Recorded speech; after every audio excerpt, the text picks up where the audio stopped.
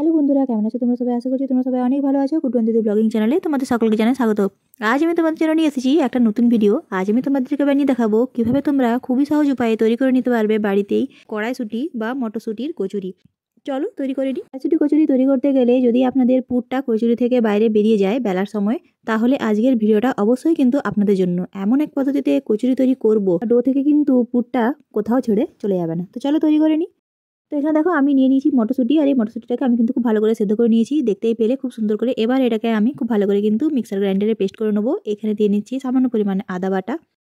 তো এখন দেখো আমি এখানে নিয়ে নিচ্ছি একটা বাটি, আর এই বাটির মধ্যে কিন্তু আমি প্রায় 200 গ্রামের মতো ময়দা নিয়ে নেবো। এখন আমি এতে মিশিয়ে নেবো 2 চামচের মতো নুন, দিয়ে নেবো 4 চামচের মতো সাদা তেল। এরপর মিশিয়ে নেবো যে বেটে রাখা মটরশুঁটিটা, সেটা আমি এখানে খুব ভালো করে কিন্তু মিশিয়ে নেবো।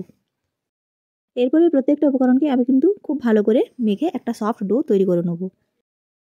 তো এখানে যে দেখো ডোটা তৈরি করা হয়ে গেছে, আমি লাগিয়ে নিয়েছি হাতে সামান্য পরিমাণ সাদা তেল। এরপর আরেকটু ভালো করে মেখে আমি একটা ওপর থেকে একটা প্লেট ঢাকা দিয়ে রেখে নেবো।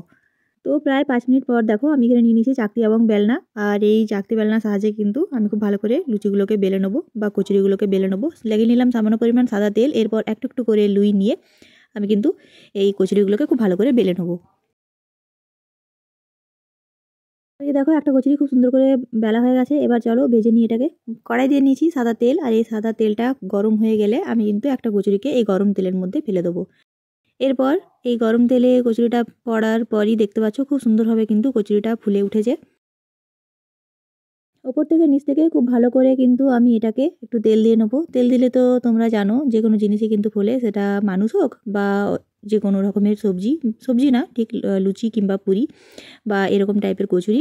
তো এবার আমি কিন্তু খুব ভালো করে এটাকে উপর নিচে উলট পালট করে খুব সুন্দর করে আমি ভেজে নেবো।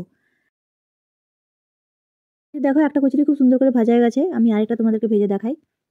এবার দেখো আমি কিন্তু প্রত্যেকটা কচুরিকে খুব ভালো করে ভেজে নিয়েছি, আর এই কড়াইয়ে তেলটাও একদম কম করে দিয়েছি। এখন এই কড়াইয়ে আমি কিন্তু আলুর দমটাও তৈরি করে নেবো।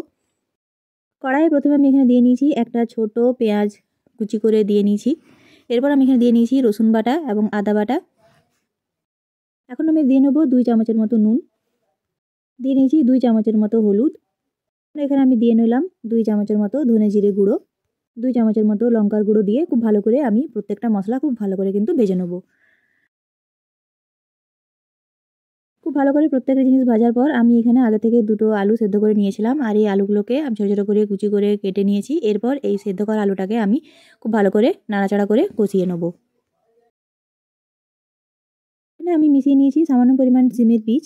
এই বীজগুলোকে দিয়েও আমি কিন্তু খুব ভালো করে নাড়াচাড়া করে খুব সুন্দর করে কিন্তু কষিয়ে নেবো। এরপর দেখো আমি ওপর থেকে দিয়ে দিলাম সামান্য পরিমাণ ধনে পাতা। এরপর খুব ভালো করে নাড়াচাড়া করে আমি 1 কাপের মতো জল এখানে দিয়ে নেবো। এরপর এটাকে আমি 5 মিনিট ঢাকা দিয়ে রেস্টে রেখে দেবো। তো দেখো 5 মিনিট পর কিন্তু আলুর দমটা খুব সুন্দরভাবে তৈরি হয়ে গেছে, আর কচুরিগুলোও খুব সুন্দর করে আমি ভেজে নিয়েছি। তো এখানে আমি সাজিয়ে নিয়েছি কচুরি, আলুর দম এবং নলেন গুড়ের মিষ্টি। তো শীতকাল মানে হচ্ছে যে কচুরির সাথে আলুর দমের একটা কম্বো। তো আমার রেসিপি তোমাদের কেমন লাগলো তোমরা কিন্তু অবশ্যই কমেন্ট করে জানিও। ভিডিওটা ভালো লেগে থাকলে কিন্তু চ্যানেলটিকে লাইক, সাবস্ক্রাইব এবং শেয়ার করতে একদম ভুলবে না। সবাই খুব ভালো থেকো, সুস্থ থেকো। খুব তাড়াতাড়ি দেখা হবে তোমার সাথে একটা পরের ভিডিও নিয়ে। আশা করছি আমার রেসিপি তোমাদের ভালো লেগেছে। যদি ভালো লাগে তাহলে কিন্তু কমেন্ট করে জানিও, যদি ভালো না লাগে তাও কিন্তু অবশ্যই কমেন্ট করে জানিও। আমি চেষ্টা করব আমার ভিডিওর মধ্যে সঠিক জিনিসটাকে তুলে ধরার। ভিডিওটা শেষ পর্যন্ত দেখার জন্য তোমাদের সকলকে অসংখ্য রকম ধন্যবাদ। খুব ভালো থেকো, সুস্থ থেকো।